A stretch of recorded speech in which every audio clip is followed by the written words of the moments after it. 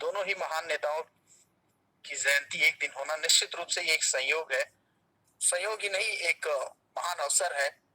हमें उनसे सीखना होगा, आगे बढ़ना होगा। वक्ताओं की कड़ी में महोबा के डायट प्रवक्ता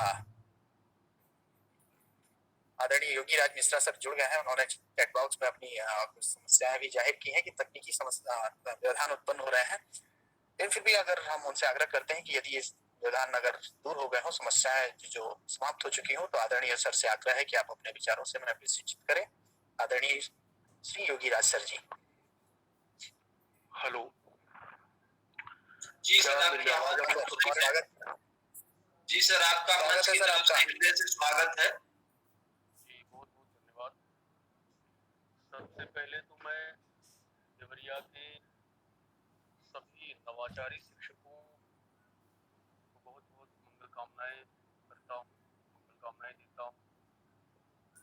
सर आवाज कुछ धीमे आ रही है सर, थोड़ा सा सर माइक की तरफ सर। आवाज अब आ रही है? जी जी हाँ सर, बिल्कुल।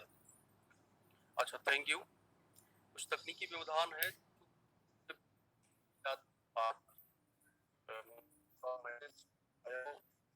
मैंने अवगत भी कराया था, लेकिन अब मेरी समाप्त हो चुकी है।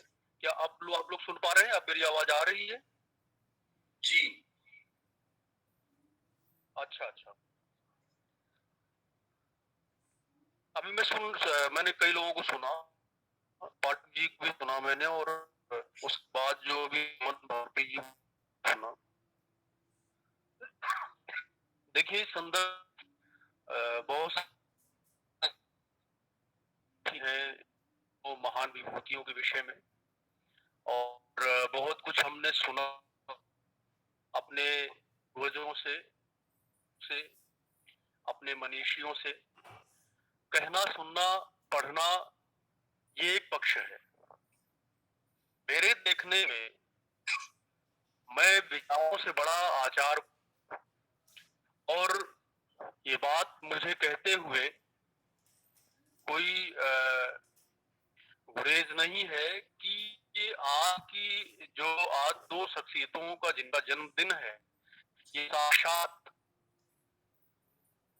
आचार में परिवर्तित करने वाली शीर्षस्थ मूर्ति, जिन्होंने विचारों को अपने आचार के माध्यम से सिद्ध करके दिखाया है। देखिए, हम सभी बात करते हैं, सुनते हैं, हम इनकी सादगी की बात करते हैं कि देखिए वो प्रधानमंत्री थे तब भी अपने कपड़े अपने से धुल लिया करते थे, अपने कपड़े अपने से ही सुई धागे से सिल लिया करते थे, या गांधी जी एक ही धोती को आधा ओढ़ लिया करते थे, आधा पहन लिया करते थे, या पहले वो करते थे तब कहते थे। ये बातें सुनने में अच्छी लगती हैं और फिर इनका विस्मरण हो जाता है। देखिए, अगर इन बातों को, इन शब्दों को कुछ ही अंश सही, इनके कुछ ही अंश अगर हमारे आचार में आ जाए, जैसे भी शायद मूर्तिनंदन मिश्रा जी कह रहे थे कि अगर हम खुद गुटखा खाएं, या पाठक जी कह रहे थे कि हम खुद गुटखा खाएं और दूसरे को इसके लिए शिक्षा दें, तो बदतो व्याघात की स्थिति उत्पन्न होती है। आज संस्कृत में एक नियम है कि कहते ही जिसका खंडन हो जाए, मतलब आप कोई बात कहें और आपके कहते ही उस बात का खंडन हो जा रहा है, वैसे ही है कि जिस दुर्व्यसन में आप स्वयं संलिप्त हैं, उसके लिए जब आप दूसरों को शिक्षा देते हैं तो केवल वो थोथी बात होती है, और लोग उसका मजाक लेते हैं, उसका मजाक उड़ाते हैं कि देखिए ये चले हैं शिक्षा देने। स्वयं के आचरण में वही चीजें बारंबार ये आचरित कर रहे हैं जो कि अनाचार है, तो अनाचार को आचरित करने वाली ये महाशय हमको शिक्षित कर रहे हैं। तो देखिए, गांधी होने का या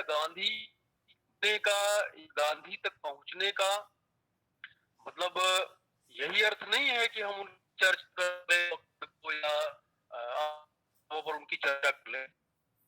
देखिए, गांधी भी आदर्श हमेशा आदर्श होता है, और आदर्श पर चलना तलवार की धार पर चलने के बराबर होता है, और जितना आप आगे बढ़ते जाएंगे वो उतनी ही तीक्ष्ण होती जाती है, उतना ही नुकीली होती जाती है। आदर्श की वो होती है कि ने संकल्प लिया, गांधी ने उस पर चल करके दिखाया जितनी दूर तक वो चल सके। और उन्होंने देखिए, जब तक विचार जो कि हमारे पुस्तकालयों में, किताबों में अटे पड़े हैं, आजकल सोशल मीडिया भी है, आपके पास गूगल है, बहुत सारी चीजें आप एक क्लिक में प्राप्त कर लेते हैं, लेकिन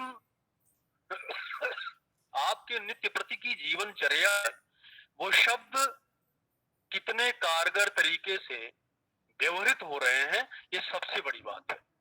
और सबसे बड़ी बात ये है कि ये जैसा कि अभी किसी पूर्व वक्ता ने भी कहा है कि ये मतलब संयोग ही है, दुर्लभ संयोग है कि सादगी परस्त दो व्यक्तित्वों का जन्मदिन आज के ही दिन हुआ था। ये बिल्कुल सत्य है कि मतलब दोनों ये जो प्रतिमूर्ति है हमारे देश की, दोनों शख्सियत है, ये सच में सादगी की जीती जागती प्रतिमूर्ति है। और इन्होंने विचारों को आचार में आचरित करके दिखा दिया। और विचार और आचार में यही कि विचार हम बोल करके व्यक्त कर देते हैं, लेकिन उसको आचरण में ले आना उतना ही कठिन है। यत्र तत्र सर्वत्र इस तरीके के प्रकरण मिल जाएंगे इन दोनों शख्सियतों के जीवन में कि इन्होंने पहले किया तब कहा। यहाँ उल्टा है, गाल बजाना, गाल लोग बजाते हैं, कहते हैं, लेकिन आचरण में वो छू है, आचरण में नहीं है। तो आचरण में न होना, ये हमारी मिथ्याचारिता है। इसी को गीता में भगवान श्री कृष्ण ने कहा है कि मिथ्याचारी से उच्चते, उसी को मिथ्याचारी कहते हैं। कहता कुछ है, करता कुछ है, जो कि बहुतायत प्राय आज के समय में देखने आ रहा है कि कहता कुछ है, करना कुछ है। तो कथनी और करनी का जो ऐक्य है, ये बहुत ही साधना का विषय है, ये तपश्चर्या का विषय है। ऐसे नहीं आएगा कि आपको ये मतलब बस ऐसे ही है, किताबों में लिखी बातें केवल कहने के लिए हैं। देखिए, कठिन है, मैं पहले ही कह चुका हूं कि आदर्श पर चलना, कुछ मूल्य निश्चित करना और उसके प्रति संकल्पबद्ध होना, और हम उस पथ को अपना लक्ष्य बना लें और उस पर चलते जाएं, चलने की कोशिश करें। हम गिरेंगे, उठेंगे, लेकिन धीरे धीरे जब ये हमारे अभ्यास में आ जाएगा तो हमारे लिए सहज हो जाएगा। और देखिए, क्योंकि 7:30 तक आपका टाइम है, मैं एक बात कह करके यहाँ पर अपनी वाणी को विराम दूंगा कि जब हम अपनी और करनी ऐक्यता को अपने आचरण में ले आने का बारंबार अभ्यास करना शुरू करते हैं, तो हमारी बातों में बल आ जाता है। हमारे द्वारा कही गई बातें बड़ी गुरुतर हो जाती हैं और सामने वाला हमारे एक एक शब्द को ही ध्यान पूर्वक सुनता है। क्यों? क्योंकि उसने यह देखा है कि नहीं, ये व्यक्ति अंदर से और बाहर से एक जैसा है। तो दूसरों के विषय में इस तरीके की बातों को कुछ अवसर पर हम कह करके मतलब और तीसरी मान ले कि नहीं, गांधी बड़े सात्विक थे, गांधी बड़े सादगी परस्त थे, गांधी बड़े सिद्धांतवादी थे, शास्त्री जी बड़े सिद्धांतवादी थे। हमारे कर्तव्य की तीसरी अगर यही हम मान लेते हैं तो फिर इसका कोई मायने नहीं है। तो किताबों में लिखा है, इसको लोग बार-बार दोहराते हैं, इसको बांटते हैं। आप एक लाइन लो, जैसे कि विवेकानंद हमारे बड़े ही तत्वचिंतक और तूफानी संत हुए हमारे देश के, जिन्होंने अपने समय में पूरे विश्व में हमारे भारत का परचम लहराया। उनका ये मानना था कि आप एक पंक्ति, तो एक शब्द लो और उसमें जीवन ढाल दो, उसको अपने जीवन में उतार लो, उसको अपने मतलब वो कुछ शब्द हो जो हमारे मूल्यवान शब्द हैं, जिनमें जीवन दर्शन छुपा हुआ है, उसको आप लीजिए और मतलब जीवन अपना जीवन ढाल दो उसमें, और देखो आपका जीवन चमत्कृत हो जाएगा। आप स्वयं चमत्कृत होंगे, आपसे मिलने वाले चमत्कृत होंगे, के आसपास का पूरा जो वातावरण होगा सकारात्मक ऊर्जा से भरा हुआ होगा और आप चमक उठेंगे। लेकिन हमारे पूर्व के वक्ताओं ने इस बात की ओर इंगित किया है कि उसका जो माहौल है, लोग वो इस तरह के जितने भी राजनीतिक रोटियां सेक रहे हैं। देखिए, इस संदर्भ में मैं एक बात आपको बता दूं, क्योंकि आप शिक्षक समाज हैं और मैं इसको खूब गौरवान्वित होकर कहता हूँ, हमेशा कहता हूँ। मैं महोबा जनपद में कार्यरत हूँ। इस लॉकडाउन के दौरान मैंने पूरे प्रदेश में संबोधन किया है। तो ये बारंबार महसूस करता हूँ, खुद गौरव की अनुभूति करता हूँ खुद, और दूसरों को गौरव की अनुभूति कराना चाहता हूँ कि आप शिक्षक जैसे हुए हैं के पास, या आप उस पवित्र पेशे से जुड़े हुए हैं जिसके माध्यम से चेतना के उन्नयन का कार्य किया जाता है। या वो कोई जड़ पदार्थ नहीं है, मूर्ति बना दी गई, किसी को कूट करके खड़ा पदार्थ होंगे। जो आप दी जाती है, अध्यापक के पास जो अभिभावक विश्वास के साथ भेज रहा है, वो चेतना मूर्ति है वो। और आप उसके अंदर जब इस तरीके के गुणों का विकास शुरू में करते हैं, बुनियादी शिक्षा के संदर्भ में करते हैं, और आप आचरण के द्वारा आचरित करके उसको दिखाते हैं। देखिए, बच्चा अनुकरण से सबसे ज्यादा सीखता है। संदर्भ में मैं इंगित करना चाहूंगा, ये कोई एक क्षेत्र विशेष की बात नहीं है।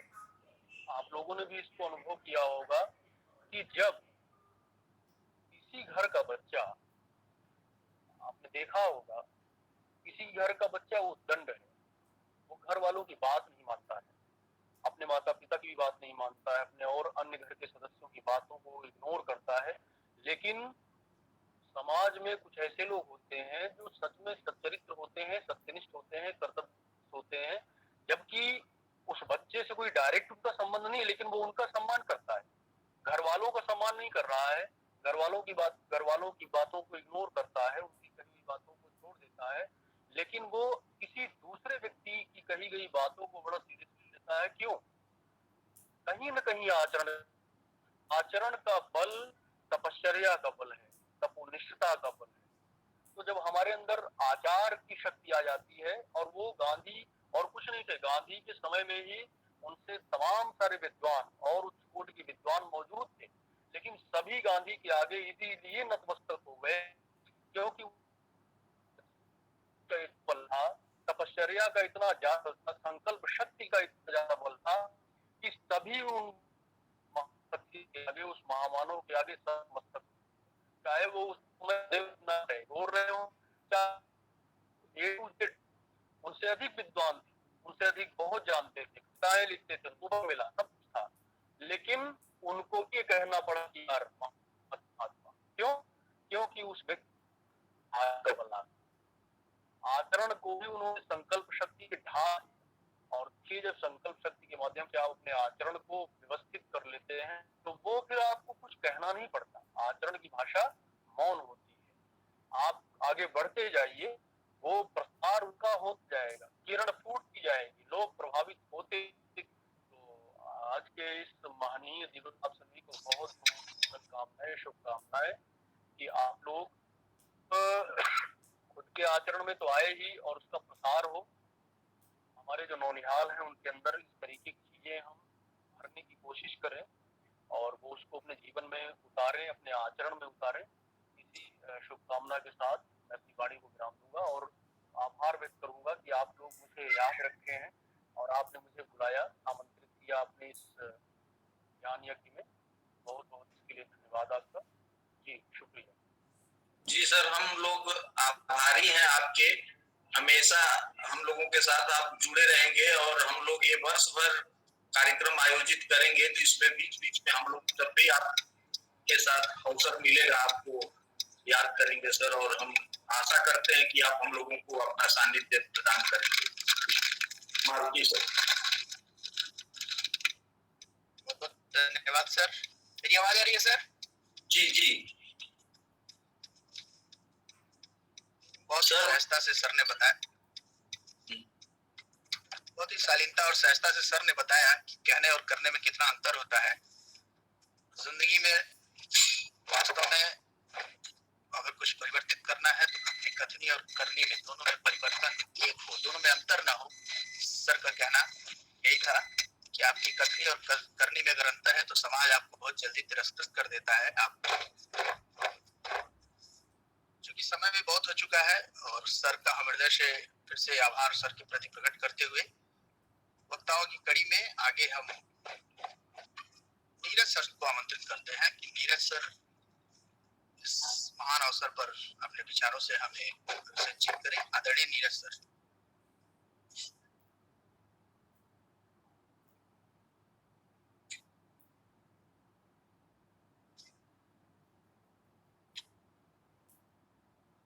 नीरज श्रीवास्तव सर। हेलो। जी सर, आवाज आ रही है? जी आप आमंत्रित हैं सर। बहुत बहुत धन्यवाद सर आपको।